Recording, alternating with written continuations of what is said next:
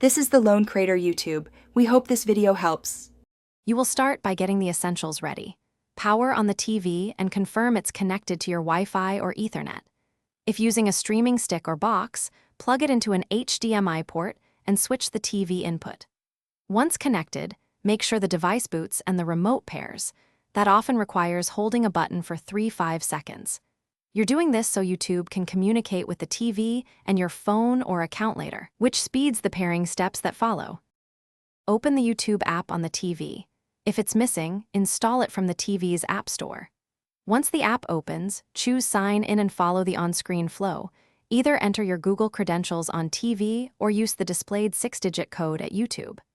/activate on your phone or computer. If you'll cast instead, open YouTube on your phone, ensure it's on the same Wi-Fi, and tap Cast, choose the TV device name. This completes account access and links. Now play a video using the TV remote or cast from your phone. Select a video, press play, and use the remote to control volume and playback. If playback stutters, open the player settings and lower the resolution to 720p or 480p. This reduces buffering when bandwidth is limited. If the TV won't connect, restart the router and TV, confirm the TV is on the same network, or plug it into Ethernet. That single reboot solves most connection and app login problems quickly. Thanks for watching. Consider subscribing if we helped you.